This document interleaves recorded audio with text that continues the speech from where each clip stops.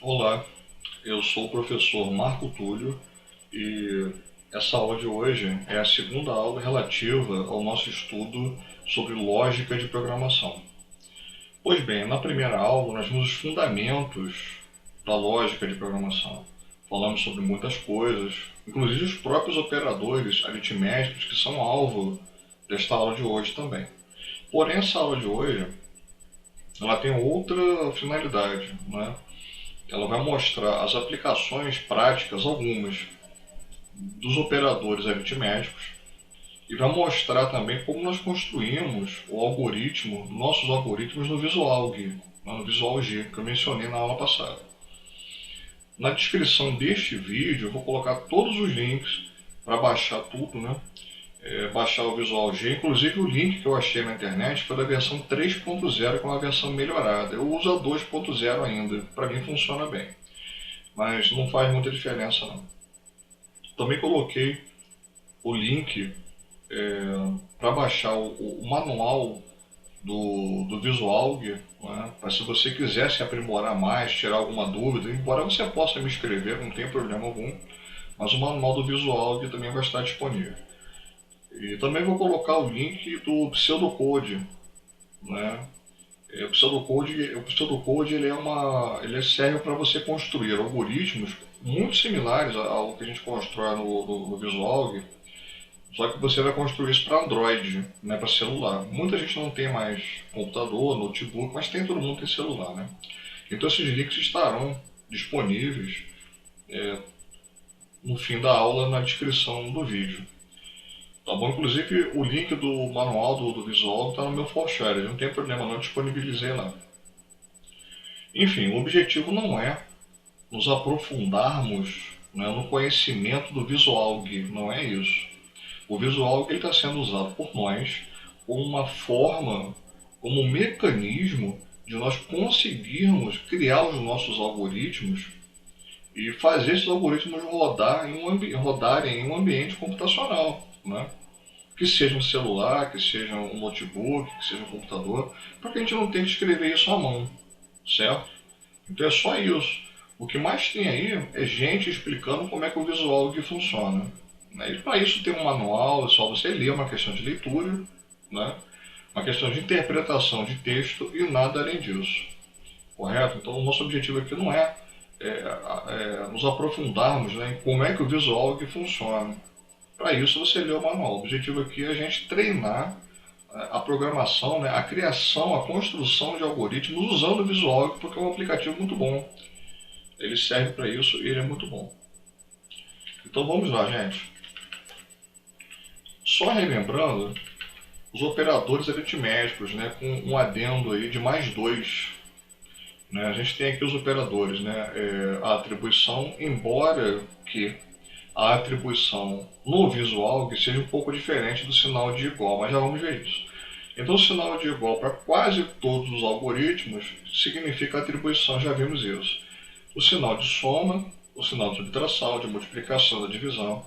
E eu coloquei mais dois aí que são bem importantes. Né? Um deles é o circunflexo, aí, que é o chapeuzinho, né? Que significa a exponenciação ou potenciação. Né? Então, como é que funciona isso? X circunflexo y obtém um resultado de x elevado a y, certo? Então se eu quiser x elevado a 2 é x circunflexo 2. X elevado a 3, x circunflexo 3. E assim vai. Então esse circunflexo aqui é o símbolo da potenciação ou da exponenciação, é a mesma coisa. Tem outra coisa interessante, que é o seguinte: como é que eu uso a radiciação dentro do meu algoritmo? Não dá para colocar o símbolo da raiz quadrada, né? Então existe um comando para isso. Esse comando é raiz Q. O comando raiz Q, ele obtém a raiz quadrada do que você colocar dentro dos parênteses aqui. Raiz QX vai obter o resultado, a raiz quadrada de x. Correto? Então, isso é muito importante. Hoje vamos ver alguns algoritmos que utilizam todos esses operadores aritméticos aqui. Tá certo? Então vamos lá. Aqui eu falo de uma média aritmética, mas antes de falar da média aritmética, eu vou deixar aberto aqui e eu vou passar para minha tela do Visual, né?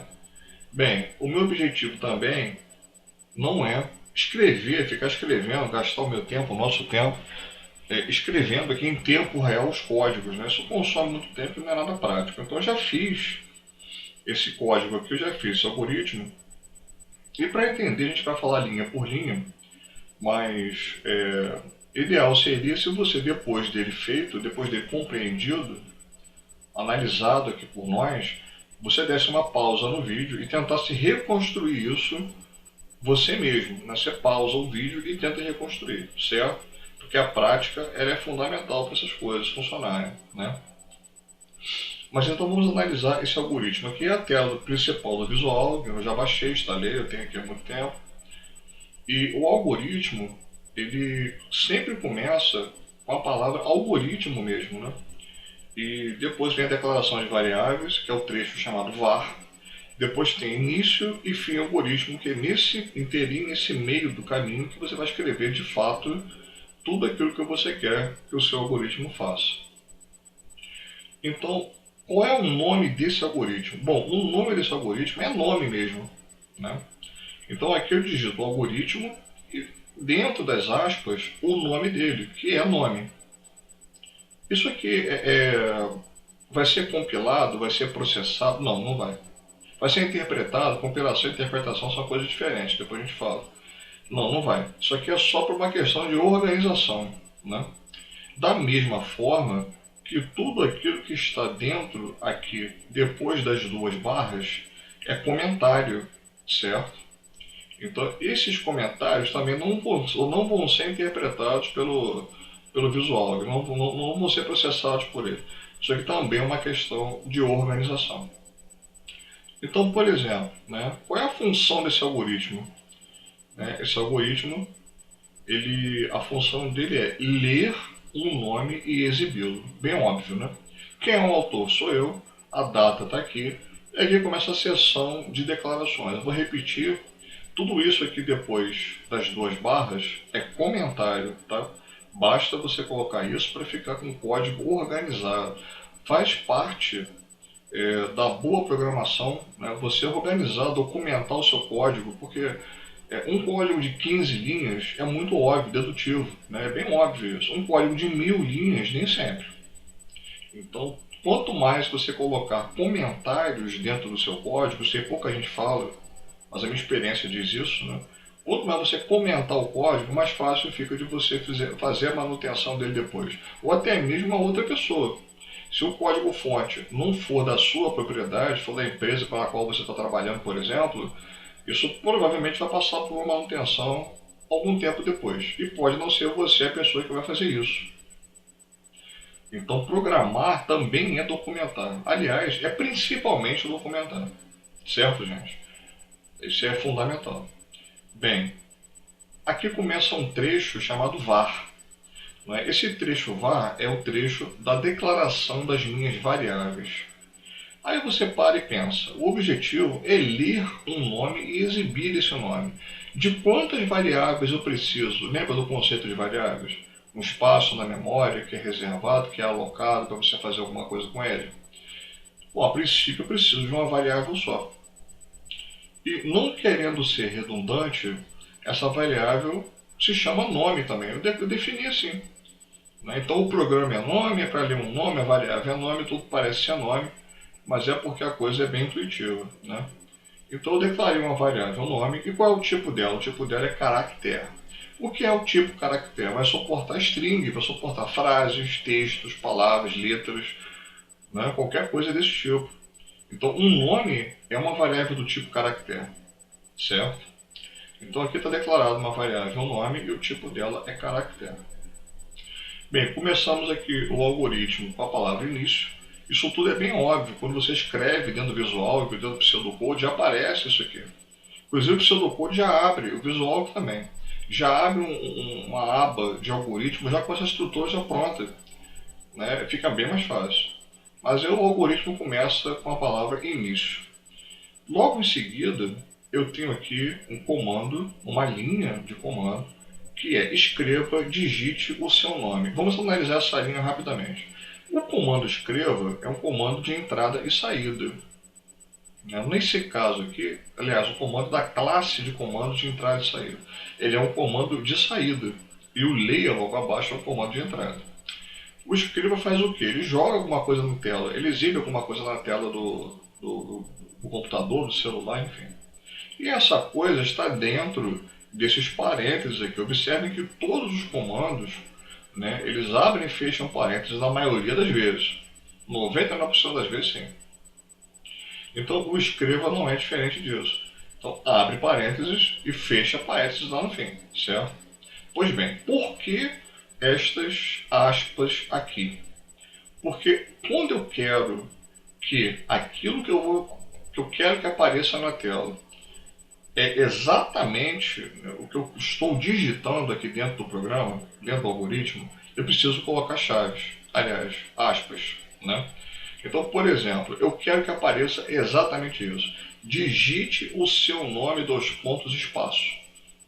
É isso que eu quero que apareça. É uma string também. Então, aqui dentro eu coloco isso entre aspas, certo? Estou dizendo, escreva, as chaves, os parênteses fazem parte do comando, mas escreva o que? O que está dentro das aspas, certo? O texto que está dentro das aspas. Eu estou querendo escrever esse texto que está aqui dentro. Não é o conteúdo de uma variável, não é um número, não, é um texto mesmo. E esse texto precisa ser colocado dentro de aspas, certo? A próxima linha de comando é o comando leia. O comando leia faz o contrário do comando escreva. O leia, ele exibe alguma coisa na tela. E que coisa será essa? A palavra nome, não. Não porque aqui não está entre aspas. E aliás, o leia não vai exibir nada, ele vai ler algo da tela. E eu coloco entre aspas o nome, não, porque esse nome aqui não é a palavra nome. Esse nome aqui é a variável nome que eu declarei aqui em cima, no var, no trecho do var aqui. Então aqui eu não tenho que ter aspas. Eu estou fazendo menção, estou fazendo referência à variável nome que está escrito aqui em cima, que foi declarada aqui em cima. Então primeiro vem o escreva para ficar bonitinho, para o usuário saber o que tem que ser feito. Depois vem um layer, que vai esperar o usuário digitar alguma coisa e essa coisa vai ser colocada dentro dessa variável nome, certo? E a próxima linha é um outro comando escreva. E esse comando escreva tem uma peculiaridade. Vamos analisar. Escreva.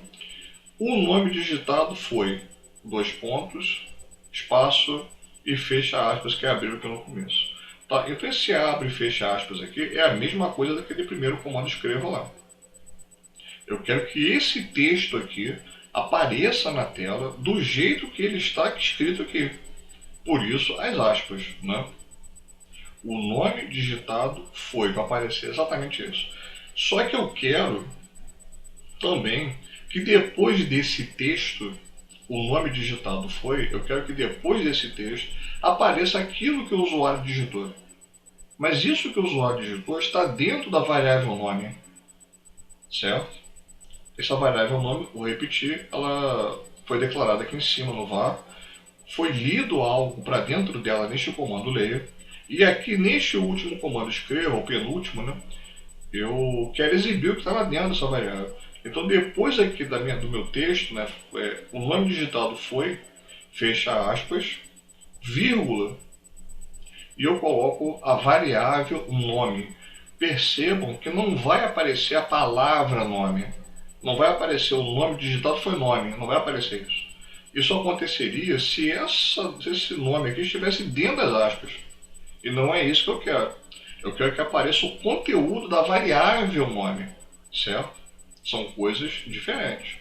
Então, o que vai acontecer nesta linha aqui, nesse comando escreva? Vai aparecer o nome digitado foi, e seja lá o que foi que digitaram na tela, ele vai aparecer aqui. Certo? Então a gente aperta agora o F9. Aliás, vou falar um pouquinho desse escreval aqui. Esse escreval é um escreva também. Esse L no final do escreva, virou escreval, é só para pular uma linha. É só uma questão estética, nada mais. Para ficar mais bonitinho. E depois aqui tem um fim algoritmo. Então eu vou botar um F9 e apertar o F9 no teclado para o algoritmo rodar. Bem, Tá lá. Digite o seu nome. Eu vou colocar aqui, Marco Túlio. Eu vou apertar um Enter. O nome digitado foi Marco Túlio. Certo? Não tem mistério. Uma coisa bem óbvia, bem simples. Mas é o primeiro programa que a gente fala, que a gente usa, né? Para tratar de operadores aritméticos, exibição de dados, leitura de dados, enfim. Eu queria chamar a atenção também, vou fechar aqui, eu queria chamar a atenção também para essa parte inferior esquerda aqui do Visual, né? Você tem aqui uma coluna chamada escopo, uma coluna chamada nome, uma coluna chamada tipo e uma coluna chamada valor. O escopo eu não vou tratar agora, né? O escopo pode ser global, pode ser, enfim. Isso aqui a gente vai falar quando a gente estiver comentando a respeito de procedimentos e funções, é outra coisa. Mas esse nome aqui, né? Essa coluna chamada nome. Isso aqui se refere às variáveis que foram criadas durante a execução do seu algoritmo. E aqui tem uma variável chamada nome. Tá vendo? Nome maiúsculo aqui, nome. Que tipo essa variável é? Do tipo caractere. Por isso aparece um C aqui. O que houve, o que foi atribuído a essa variável durante a execução do código? Esses dois nomes, Marco Túlio. Foi isso que a gente fez, não foi? Então essa parte inferior esquerda aqui é muito útil para você debugar, o nome é esse, né? Para você debugar o seu algoritmo, certo? Então não tem muito mistério não. Bem, o próximo algoritmo que a gente vai ver, eu vou abrir aqui, é um monte de tela aberta, mas dá certo. O próximo algoritmo, ele se chama soma. Ele também é bem intuitivo, mas vamos devagar, né, passo a passo, para que tudo seja feito com muita calma, né? Então vamos lá. Esse algoritmo se chama soma, tá aqui. Qual é a função dele? A função dele é ler dois números e exibir a soma deles. Bem simples, né? Eu leio o número 2 e o número 3, a soma dos dois dá 5. Bem simples. Aqui o autor sou eu, a data, seção de declarações, né? Vamos lá. Bom, para começo de conversa, se eu vou ler dois números, então eu preciso de duas variáveis, né? Estão elas aqui, x e y. Poderia ser número 1, número 2, z e w, tanto faz. Eu escolhi x e y, né? Bem, se eu vou somar essas duas variáveis, o conteúdo delas, vou guardar em algum lugar, eu preciso de mais uma. Então essa variável eu também criei aqui e chamei ela de soma. Tá? Então eu tenho três variáveis, x, que vai suportar o valor do primeiro número lido, a variável y, que vai suportar o valor do segundo número lido, e a variável soma, que vai suportar a soma desses dois números lidos. É bem intuitivo também, né? E essas variáveis, elas são de que tipo para mim? Elas são variáveis do tipo inteiro. Por que inteiro? Porque eu poderia trabalhar com números reais, números com vírgula. Não tem problema, né? Para ficar fácil nesse momento, eu coloquei como sendo números inteiros, né? Então são números que não têm vírgula. Então x, y e soma são três variáveis que suportam o tipo inteiro, correto?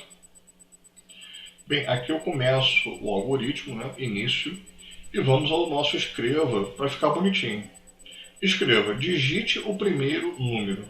É aquilo que eu disse sobre o algoritmo anterior, né? O que vai aparecer na tela é o texto que está aqui dentro das aspas. Digite o primeiro número. Leia x, né? O primeiro número vai ser digitado e vai ficar dentro da variável chamada x, que foi atribuída por mim lá em cima, x, y e soma. A linha de baixo é escreva, e lá vem a frase que é digite o segundo número. E depois tem um leia. A pessoa vai digitar o segundo número e esse segundo número vai parar dentro da variável y. Leia y, certo? A próxima linha depois disso não lê e nem escreve nada, processa alguma coisa. E essa linha é onde eu digo soma, a variável soma. Aí tem um comando de atribuição aqui no Visual, que não é o sinal de igual no Visual. É um sinal de menor que e um sinal de menos, que dá a entender uma setinha, né?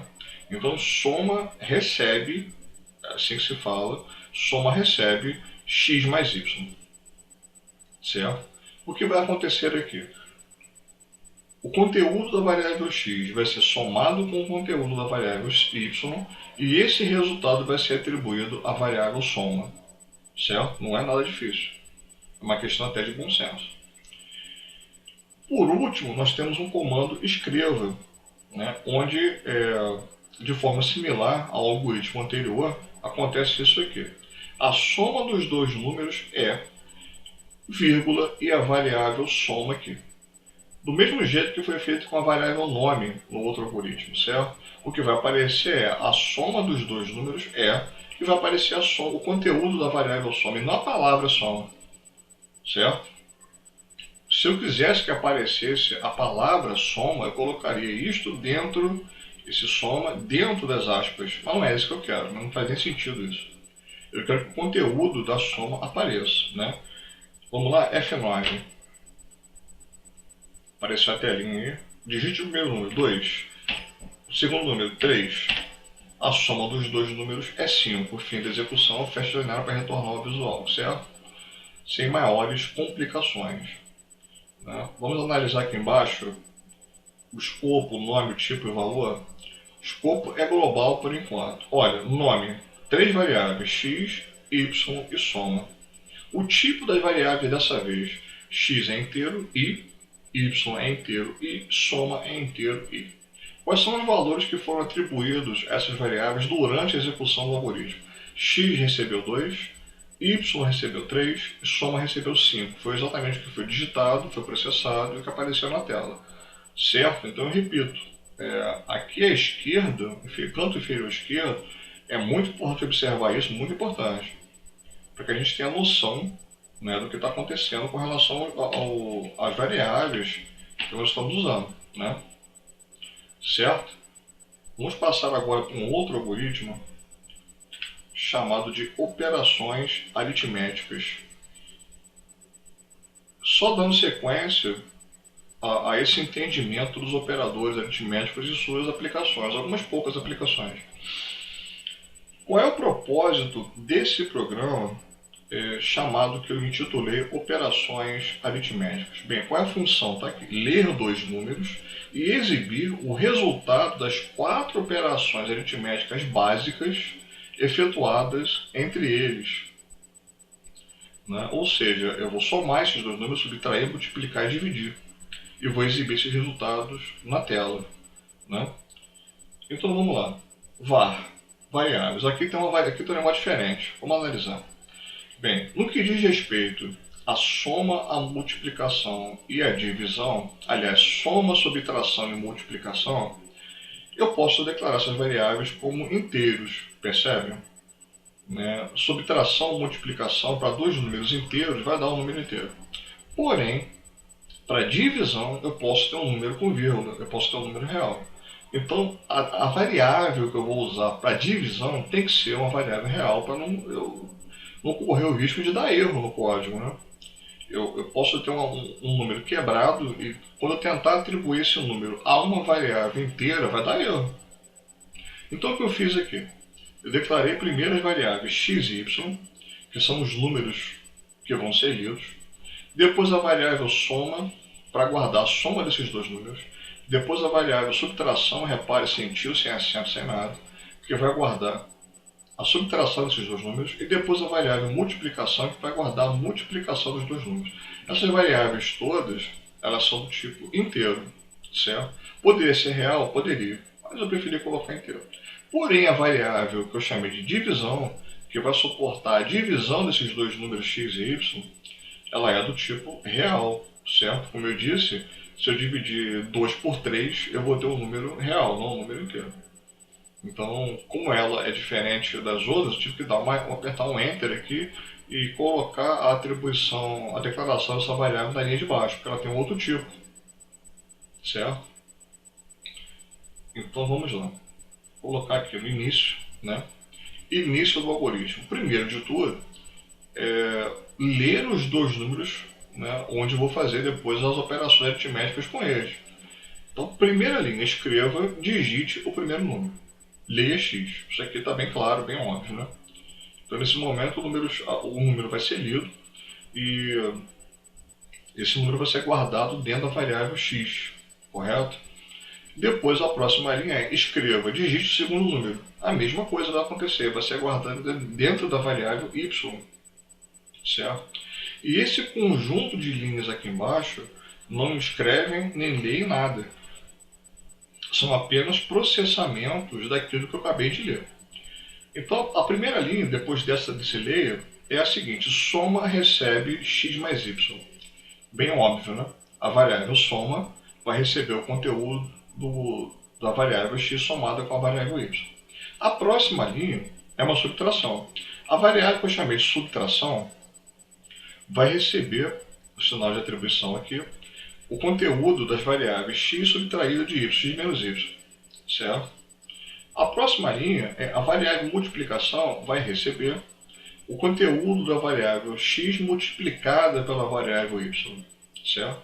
E a próxima linha, a variável divisão, vai receber o conteúdo da variável x dividido pela variável y, conforme os operadores aritméticos vistos por nós. Pois bem, feito isto, aqui eu guardei os resultados dentro das variáveis que eu criei lá em cima. Eu dou aqui um escreval só para pular uma linha e venho aqui escrevendo os resultados, né? Primeiro escreval aqui, a soma dos dois números é e a variável soma. Segundo escreval aqui, eu botei um escreval para ele ir pulando a linha, para não escrever um do lado do outro, né? Se tiver SL, a linha de baixo vai ser escrita do lado da variável soma, fica muito feio. Então o escreval sempre pula uma linha. O segundo escreval aqui é a subtração entre os dois números, é a subtração. O terceiro escreval aqui é a multiplicação dos dois números, é a multiplicação. Eu preciso que vocês atentem para o seguinte fato. Observem que essa linha aqui, que coloca na tela a subtração, observe o seguinte: dentro das aspas eu escrevi a palavra subtração com C cedilha, tio e tudo certinho. Número eu escrevi com acento, a palavra eu escrevi com acento. Por que isso? Porque isso aqui é apenas um texto, como vocês já sabem. Então o que está aqui é o que vai aparecer na tela do jeito que está aqui. E é isso que eu quero que apareça. Com acento, com tio, com cedilha, tudo isso. Porém, fora aqui depois da vírgula, eu tenho não a palavra subtração, eu tenho a variável que eu criei lá em cima. E o nome dela é subtração sem tio e sem cedilha. Então aqui fora eu estou colocando a variável, aqui dentro eu estou colocando a palavra. Não são a mesma coisa, são coisas diferentes. Tá? Então, atenção para isso. Isso vale também para a multiplicação aqui embaixo e vale também para a divisão mais aqui embaixo. Bem, então aqui já foi a soma, a subtração e a multiplicação, correto? Por que eu separei a divisão desse contexto aí? Porque a divisão ela tem duas possibilidades. Eu posso exibir o número da divisão, o resultado, sem um arredondamento, sem aquela aproximação matemática, ou eu posso exibir com a aproximação matemática. Então a primeira linha aqui é um escreval que diz a divisão entre os dois números sem arredondamento é. E vai aparecer aqui, coloquei aqui a variável divisão e vai aparecer na tela lá 3,45879 por aí vai, né? Na linha de baixo, eu coloquei a divisão entre os dois números com arredondamento é. O que eu fiz aqui? A variável divisão, porém, eu coloquei 2.6, 2.2. O que é isso? Aqui eu estou dizendo para o visual o seguinte: arredonde o conteúdo desta variável para 6 dígitos antes da vírgula, caso eles existam, e apenas 2 dígitos depois da vírgula, apenas 2. Então se tiver 3.524, vai ser 3.52. Né? Se eu for 524, vai ser 53. Né? Vai ser um arredondamento mesmo. Meramente uma questão de estética, certo? A outra coisa importante é que vírgula é na matemática. Né? Aqui em algoritmo, em programação, é ponto. Então é 5.2 que aparece, não 5,2. Vírgula é para isso aqui. Ó.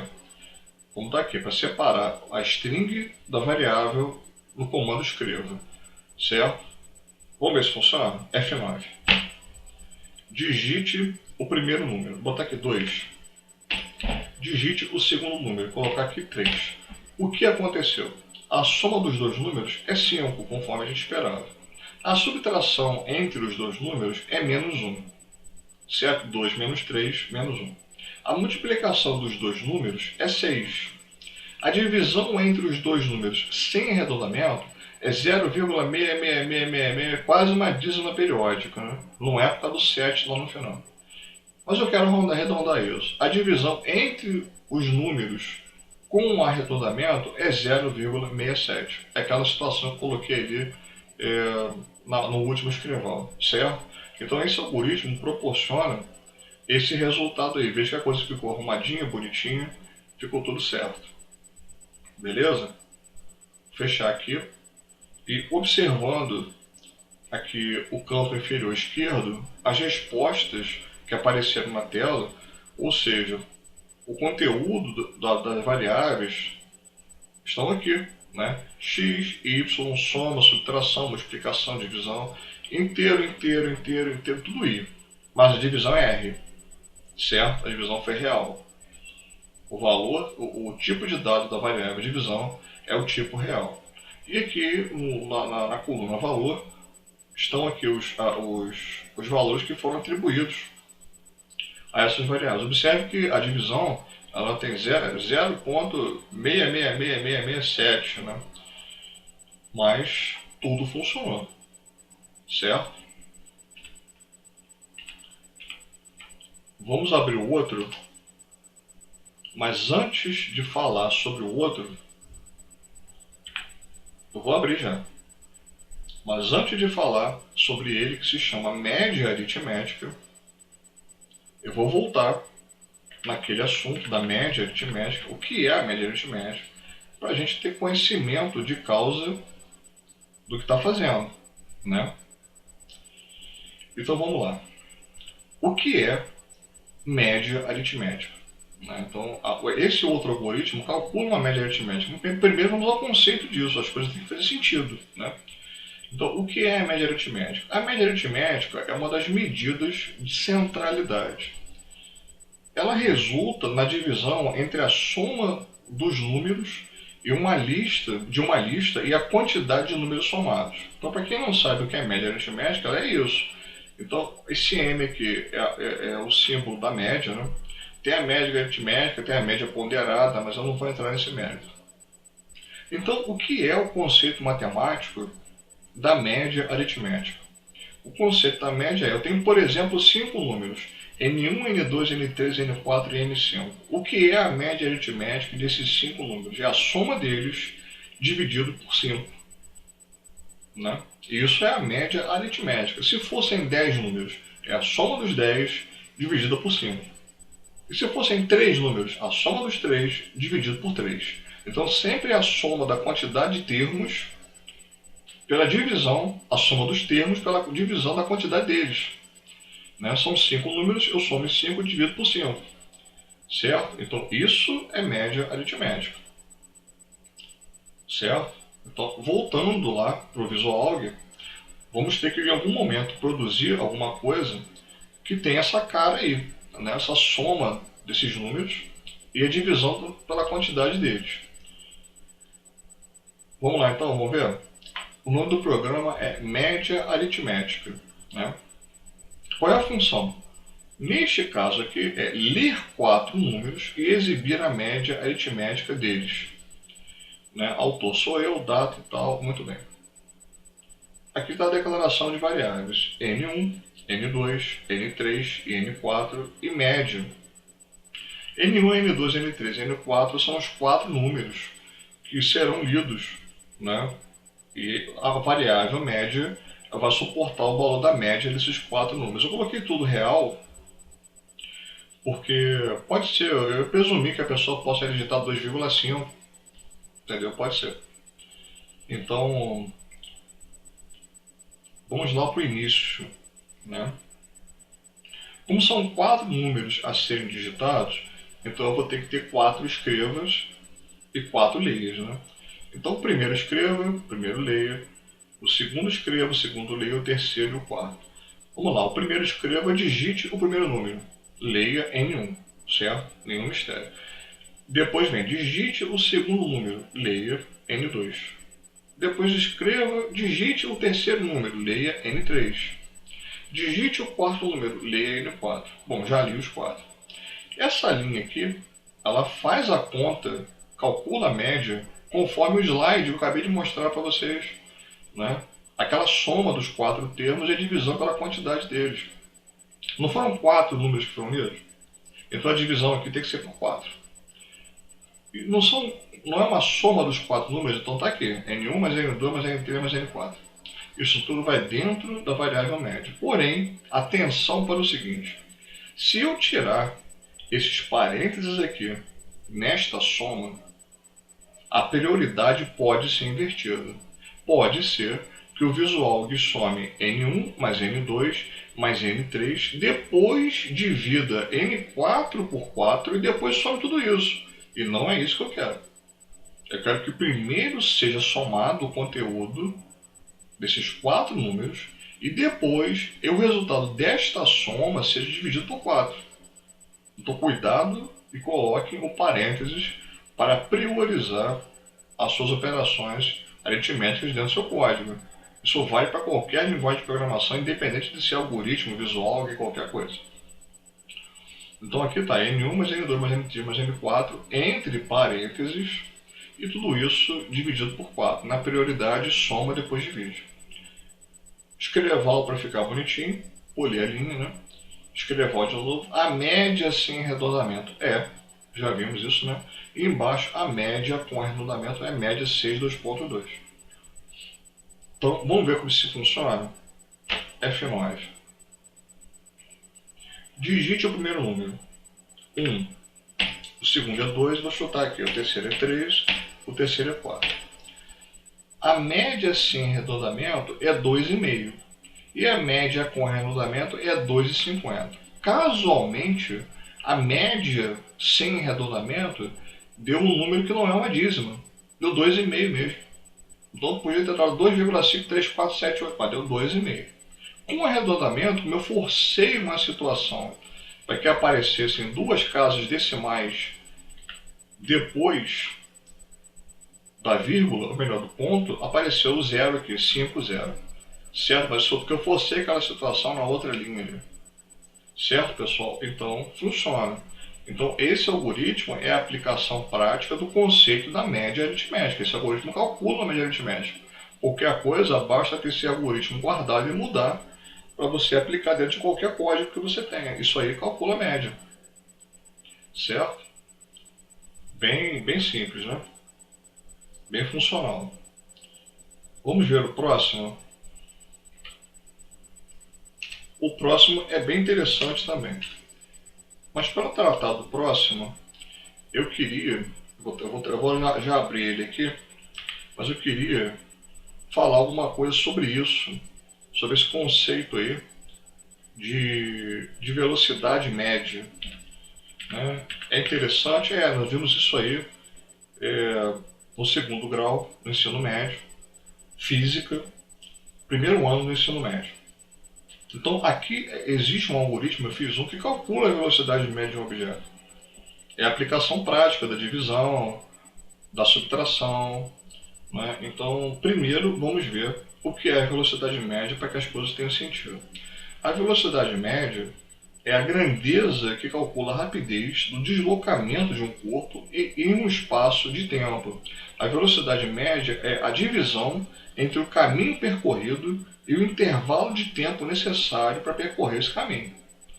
Né? Então, já sabemos que velocidade média é ΔS sobre ΔT, onde delta sempre representa na matemática uma variação de alguma coisa.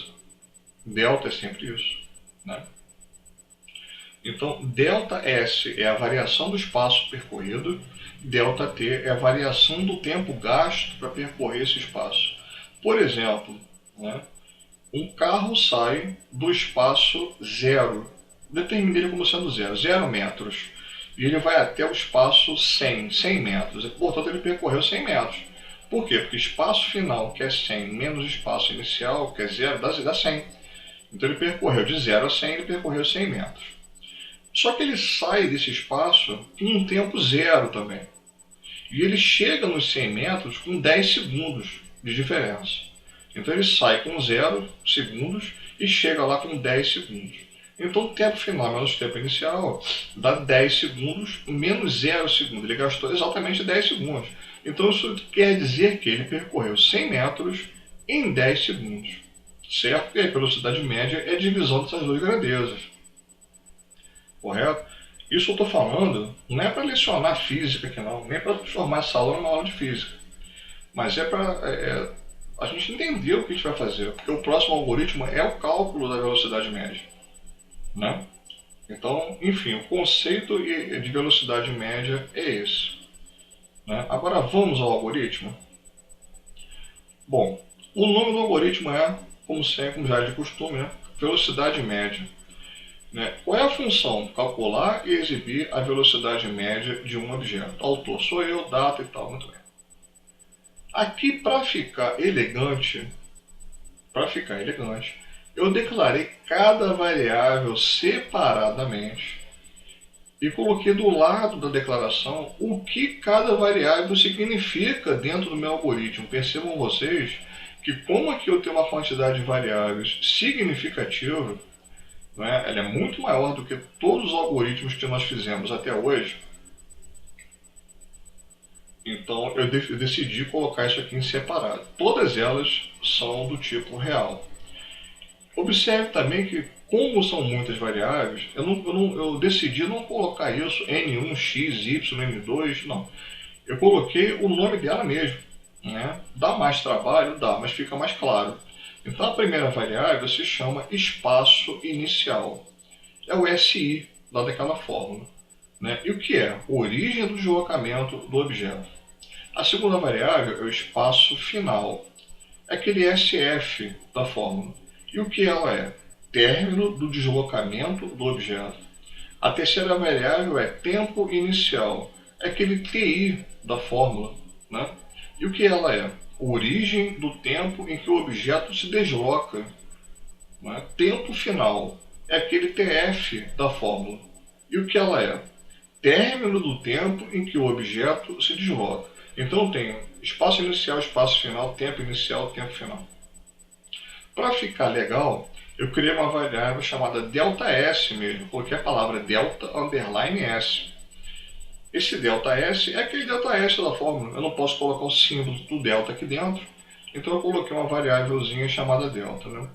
E o que é esse ΔS? Variação do espaço percorrido pelo objeto.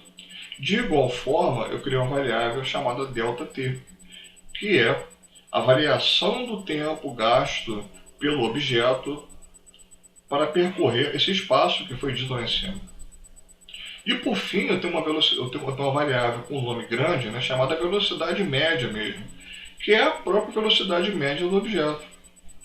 Então, eu decidi colocar isso aqui separado, né, cada variável em separado, porque são muitas. E tem nomes muito específicos, né, fica mais claro fazer assim. Poderia colocar tudo na mesma linha? Poderia, mas ia ficar bem complicado de entender depois. Então, pois bem, declaradas as variáveis, vamos ao início. O que o usuário tem que informar? Né? O espaço inicial, espaço final, tempo inicial, tempo final. De onde o objeto sai, até onde ele para, em que momento que ele sai e quando ele para. O resto é calculado. Né? Então essas primeiras coisas estão aqui. Ó. Escreva, digite o tempo inicial em metros, porque o cálculo é em metros por segundo. Né? Para passar isso para quilômetros por hora é outra história. A gente usa o 3,6. Depois eu vou fazer uma aula de física só sobre isso. Mas digite o espaço inicial do objeto em metros. Você vai digitar a palavra metro? Não, você vai digitar só um número. Aqui é para ficar elegante, né? Para ficar um negócio certo, né? Depois vem leia. Leia o que? Espaço inicial. Aqui eu li o espaço inicial do objeto. Depois vem, escreva. Digite o espaço final do objeto em metros. Leia espaço final. Depois vem, digite o tempo inicial do objeto em segundos. Claro, porque a velocidade média é em metros por segundo. A unidade de medida da velocidade média, a unidade original é metro por segundo. Então, se o espaço é metro, o tempo tem que ser em segundo. Né? Metro por hora não dá para ser. Tem que converter e fazer a conta depois. Isso é outro papo, né? Então, escreva, digite o tempo inicial do objeto. Então, leia tempo inicial. Escreva, digite o tempo final do objeto em segundos. Leia tempo final. Bem, já li o que eu precisava ler. As próximas linhas são só cálculos. Então, essa linha aqui, ΔS recebe espaço final menos espaço inicial, é aquilo da forma. E o que ela faz? Está aqui nos comentários. Cálculo da variação do deslocamento. É aquele ΔS. A linha de baixo é o ΔT. O ΔT faz o quê? Tempo final menos tempo inicial. Né? Cálculo da variação do tempo. Calculei a variação do espaço, calculei a variação do tempo. Por fim, me resta calcular a própria velocidade média. Então, a velocidade média, a última linha aqui, a velocidade média, recebe ΔS dividido por ΔT. Não é isso que é a fórmula? Então, é exatamente o que a gente está fazendo aqui. Cálculo da velocidade média. Pois bem, devo escrever para pular uma linha e vamos lá. Escreva. Eu devo escrever embaixo depois aqui para vocês perceberem que pode também fazer dessa maneira. Escreva a variação do espaço é de ΔS, é de vírgula ΔS, coloquei o delta aqui para ficar bonitinho, vírgula, abre aspas, olha que curioso, e a palavra metros. Então, por exemplo, vai aparecer assim, por exemplo, a variação do espaço é de 10, por exemplo, vai aparecer a palavra metros, 10 metros. Só para ficar certo, para ficar bonitinho. Dá para concatenar a variável com o texto desse jeito aqui, ó. Você coloca a vírgula, coloca a variável, coloca outra vírgula, abre aspas e coloca o outro texto. Então fica a variação de espaço é de, por exemplo, 10, e depois vai aparecer a palavra metros. Embaixo tem a variação do tempo é de, por exemplo, 5, e vai aparecer a palavra segundos. Então vai ficar a variação do tempo é de 5 segundos. Por fim, a velocidade média do objeto é de, a variável velocidade média, já arredondei aqui 6.2, 6.2.2 está arredondado, e depois, só para ficar bonito, metros por segundo.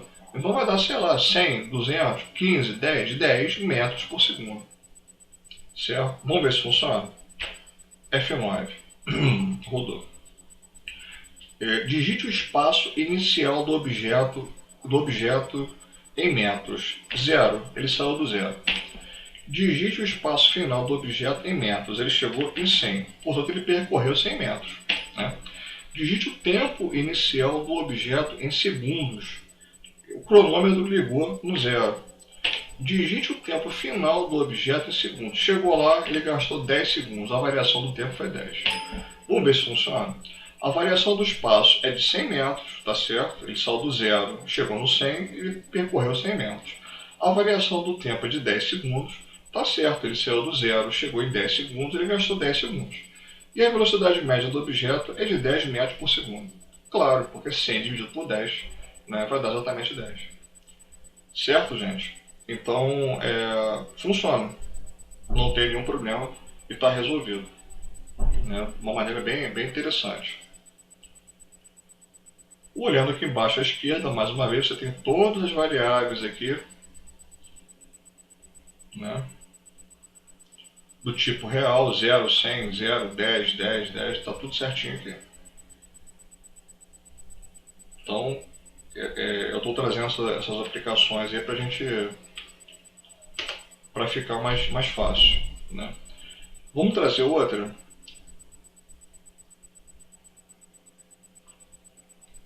Essa aí calcula a área de um círculo, né?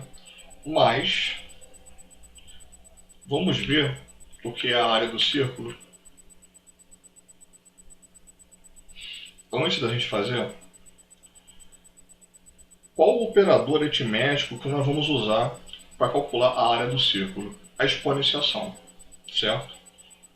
Tem aqui um r ao quadrado, né? Também tem uma coisa interessante, que é o conceito de constante, né? O que é uma constante? Uma constante matemática é algo que tem o mesmo valor numérico para sempre. É sempre valor numérico? Não necessariamente, mas a maioria das vezes é. Uma constante matemática, no caso da matemática sempre é numérica, em programação nem sempre. Uma constante matemática muito conhecida é o π, é o valor de π. O valor de π arredondado dá 3,14. O π é um número muito curioso. Né? Em outra ocasião eu falo mais sobre isso. É um número até misterioso. O π ele sempre vai ser 3,14, 15, 32 e tal, é um número grande, mas arredondado se usa 3,14. Uma coisa interessante sobre o π é que se você pegar, só uma curiosidade, se você pegar a altura de uma pirâmide do Egito, qualquer uma, e dividir pela base, pela área da base da pirâmide, sempre vai dar o valor de π. Sempre, para todas elas. Não é à toa que os egípcios eles eram exímios matemáticos. Né? Mas é muito curioso o fato dessa divisão sempre resultar no valor de π. É muito curioso. Uma outra coisa curiosa é justamente o cálculo da área de um círculo. Né? A área de um círculo é calculada através da multiplicação do valor de π pelo raio do círculo elevado ao quadrado. Então aqui tem uma figura onde há um círculo. O que é o raio? O raio é a distância do centro do círculo até a extremidade mais próxima. Isso é o R. É o raio. E qual é a fórmula da área? πr2, πr ao quadrado. Curioso também é que esse círculo pode ser uma tampinha de garrafa, pode ser uma roda de trator, pode ser o volante de um carro, e isso vai proporcionar raios de tamanhos completamente diferentes. Porém, a fórmula sempre é essa, e ela sempre conta com o π aí no meio. Sempre vai dar certo. Sempre. Então, é bem curioso, né? Enfim, tendo visto a parte matemática, vamos agora àquele algoritmo que calcula, né, a área de um círculo. Né? Como é que isso fica na matemática? Né? Como é que isso fica no algoritmo? Né? Estou passando aqui as telas. Vamos lá. Bem, aí está. Algoritmo, calcular a área de um círculo. Né? Sabemos que é πr2. Né? A função é calcular a área de um círculo, sabendo que a área de um círculo é calculada através da forma área igual a πr2. Autor, data e tal, muito bem. Quais são as variáveis que eu preciso? Né? O raio do círculo, que é o que vai ser informado, nada além disso. Né? E a área, que é onde eu vou guardar o resultado e eu vou exibir. Né? Só isso. Ambas variáveis do tipo real. Certo? Então a fórmula é πr2. O π é uma constante, eu não tenho que informar. O raio eu preciso informar porque isso varia. E a área eu preciso ter para guardar o resultado. Né? Então vamos lá. Início. A única coisa que eu preciso que o usuário informe é o raio do círculo. Escreva, informe o valor do raio do círculo em centímetros. Leia, e aqui é a variável raio. Né? Eu coloquei um escreval aqui no final. Olha que coisa curiosa. No Visualg, eu coloquei assim, escreva o valor da constante π é. E aqui fora eu coloquei a palavra π. Quando eu escrevi a palavra π aqui dentro do Visualg, ela imediatamente ficou azul. Porque π é uma constante matemática. Então, para o Visualg, eu não preciso dizer π é igual a 3,14. Como eu vi em alguns lugares aí. Mas isso é um absurdo, está errado. Eu não preciso fazer isso. Basta eu escrever π, atribuir a palavra, colocar aqui a palavra π aqui dentro, que isso já é automaticamente calculado. Né? Porque π é uma constante. Então essa linha vai escrever o conteúdo da constante π na nossa tela, só para exibir mesmo, só para ficar mais interessante. Depois aqui são dois escreval aqui, para pular duas linhas. Podia pular uma só, podia não pular nenhuma. Pulei duas. Esteticamente fica mais agradável. Depois tem o cálculo da área. Né? A área recebe a constante π multiplicada pelo raio elevado ao quadrado. E aqui é a aplicação prática da exponenciação. Certo? Está aqui. Ó. A exponenciação é esse chapeuzinho aqui. Cuidado, mais uma vez, com os parênteses. Tá? Parênteses no raio ao quadrado, porque primeiro eu quero levar o raio ao quadrado e depois multiplicar por π, e não o contrário. Se você tira o parênteses, ele multiplica o raio por π e eleva tudo ao quadrado. Então é πr2, primeiro o raio ao quadrado, depois a multiplicação por π. Aí eu coloquei aqui, escreva o valor da área sem arredondamento é área, e depois aqui centímetros quadrados, só para ficar bonito, e o valor da área com arredondamento é área, aqueles 6,2 só para arredondar, e centímetros quadrados para ficar bonito. Vamos ver? F9. Qual é o raio do círculo em centímetros? 2. Tá aí. O valor da constante π é 3,14159265. Esse é o valor de π. Arredondado para uso matemático, 3,14. Né? O valor da área sem arredondamento é 12,566370 centímetros quadrados. Mas se eu quiser arredondar, o valor da área com arredondamento é 12,57 centímetros quadrados. Certo, pessoal? Então, está aqui um algoritmo que soluciona a área de um círculo. E tudo bem explicado, com conhecimento de causa acerca do que está sendo feito. Correto? Interessante seria se no ensino médio, Fundamental 2, houvesse acesso a essa ferramenta para facilitar a vida dos alunos. Né?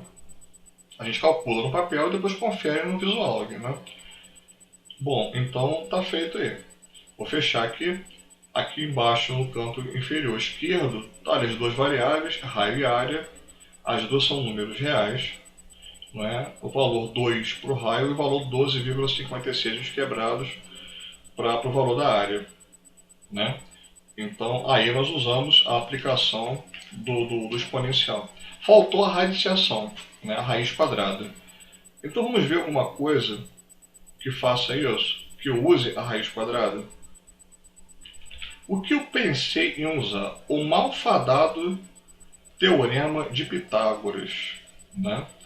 Mas antes disso, vamos falar sobre o Teorema de Pitágoras, correto? A aplicação dele, o que ele serve, e depois fazer o algoritmo que já está pronto, o cálculo dele. Então, pois bem, dando sentido às coisas, né? O que é o Teorema de Pitágoras? Quem foi Pitágoras? Pitágoras foi um matemático. Né? E o teorema, um dos teoremas dele, o famoso Teorema de Pitágoras, diz que o quadrado da hipotenusa é igual à soma do quadrado dos catetos. Tá. Mas isso quer dizer o quê? Vamos lá, essa figura aí é um triângulo retângulo. Por que ele é um triângulo retângulo? Porque ele tem um ângulo de 90 graus. Um ângulo reto é esse quadradinho com um pontinho no meio. Isso é um ângulo reto. Todo triângulo que tem, não é, um ângulo reto, ele é dito triângulo retângulo.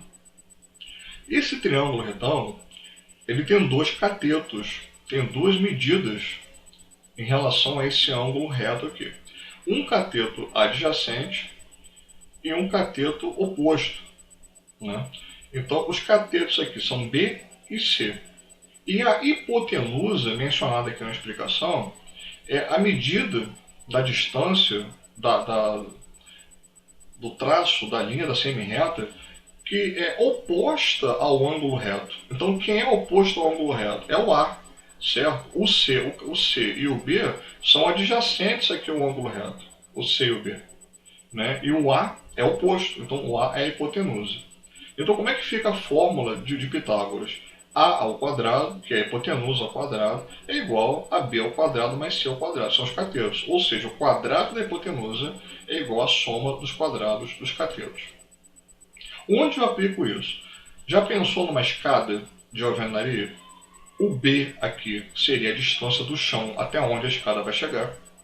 O C aqui seria a distância da parede até onde a escada vai iniciar. E o A seria a própria escada, né, que sobe de C até B. Então, para calcular quanto essa escada vai medir, eu uso Pitágoras a partir da distância da parede até onde a escada começa e da distância da parede até onde a escada termina lá em cima. Então, essa é uma aplicação prática para isso. Né? Então, tendo visto aqui rapidamente o que é o Teorema de Pitágoras, vamos agora ao algoritmo que aplica esse conhecimento aqui. Por que eu trouxe Pitágoras? Porque tem um quadrado aqui do A ao quadrado. E inevitavelmente, né, para calcular a hipotenusa, que é o A, eu vou ter que passar esse quadrado para o outro lado do sinal de igual. Né? Então a gente já sabe que quando a gente passa um termo para o outro lado do sinal de igual, ele vai com a operação matemática inversa. Não é? Então, qual é o oposto da exponenciação? É a radiciação. Então, para esse quadrado aqui do A sumir, eu tenho que, na verdade, dizer que A é igual a B ao quadrado mais C ao quadrado, raiz quadrada de tudo isso. Porque esse quadrado do A vai passar para o outro lado como raiz quadrada. A raiz quadrada é o contrário da exponenciação. Então, se eu elever o quadrado aqui, eu passo para o outro lado como raiz quadrada. Se aqui do lado de cá fosse multiplicação, eu passava para o outro lado como divisão. Se aqui do lado de cá fosse soma, eu passava para o outro lado como subtração. Certo? Como é expoente, do outro lado vira raiz. Então, nesse ponto, a gente vai usar a radiciação. Certo? Então, vamos lá. Esse é o programa, o algoritmo, que faz o cálculo do teorema de Pitágoras. Está aqui, algoritmo teorema de Pitágoras, função calcular a hipotenusa a partir de dois catetos lidos, autor e tal, enfim, variáveis A, B e C, certo? Os dois catetos, B e C, e a hipotenusa, que é o A. Né? Então, eu vou informar a hipotenusa? Não, eu vou informar os catetos, correto? A hipotenusa é o que eu quero calcular. Né? A função do teorema de Pitágoras é essa. Então, primeiro, escreva e informe o valor do primeiro cateto. Lembram que o cateto é B e o outro é C, e a hipotenusa é o A? Então, leia B. Eu li o primeiro cateto. Escreva, informe o valor do segundo cateto. Li o C, do segundo cateto. Escreva alto para pular uma linha. Né? E agora vem a linha do cálculo da hipotenusa. Atenção, muito cuidado com esta linha. Vamos falar sobre isso agora, muito cuidado. Né?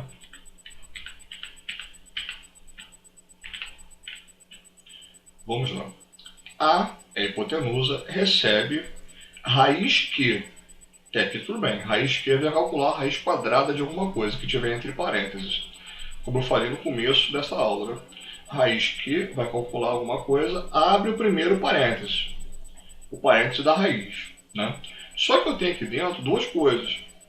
Eu tenho os catetos elevados ao quadrado e a soma deles.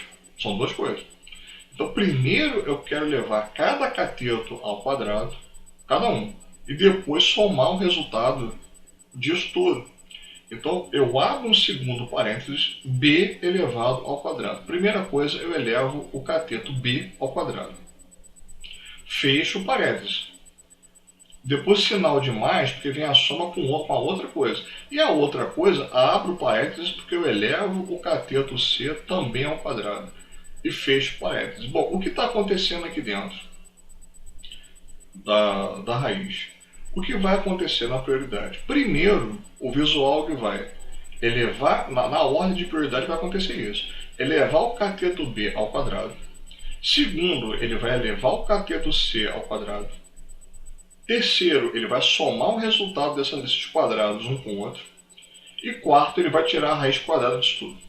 É isso que eu quero. Se eu não coloco parênteses aqui dentro, isso vai virar um desastre. Né? Então, quando eu digo quadrado do cateto B entre parênteses, que significa dizer, primeiro eu faço isso aqui. Quadrado do cateto C ao parênteses, significa, segundo eu faço isso aqui, depois soma. Né? E depois calcula a raiz. Por isso esse monte de parênteses aqui. Por fim, eu escrevo ali, né, o valor da hipotenusa sem arredondamento é A, que é a hipotenusa, com arredondamento é A, 2.C, 2.2. Vamos ver se funciona? F9. Informe o valor do primeiro cateto. Eu vou aproveitar essa ocasião para trazer aqui as medidas do triângulo pitagórico, triângulo de Pitágoras. Né? Pitágoras percebeu uma coisa, que se um cateto tiver a medida 3 metros, 3 centímetros, 3 quilômetros, tanto faz, e o outro cateto tiver a medida 4, sempre a hipotenusa vai ser 5. Esse triângulo é chamado triângulo 3, 4, 5, o triângulo pitagórico. Então vamos lá. O primeiro cateto vale 3, o segundo cateto vale 4. A hipotenusa deu 5, funciona, tá certo. Cateto 3, cateto 4, a hipotenusa tem que dar 5. Aí tem aqui o valor dela com arredondamento embaixo e sem arredondamento em cima. Como deu 5 cravado, então sem arredondamento deu 5 mesmo, não tem vírgula. Mas embaixo eu forcei aquela situação, caso desse um valor quebrado, né? Tem um ponto aqui e apareceria o restante dos números aqui do lado. Como a situação aqui de baixo foi forçada, né? Então apareceu o 0, 0. Né? Então, gente, é isso. Eu espero que vocês tenham gostado, que a gente tenha esmiuçado mais esse conceito aí da aplicação de alguns operadores aritméticos, né? E eu trouxe, como eu disse, esses pormenores, né, a aplicação disso, Pitágoras e área de círculo, para que isso tudo faça sentido, né? Para que a gente não fale de maneira abstrata sobre as coisas, correto? Então, até a próxima aula e veja a descrição do vídeo. Abraço a todos.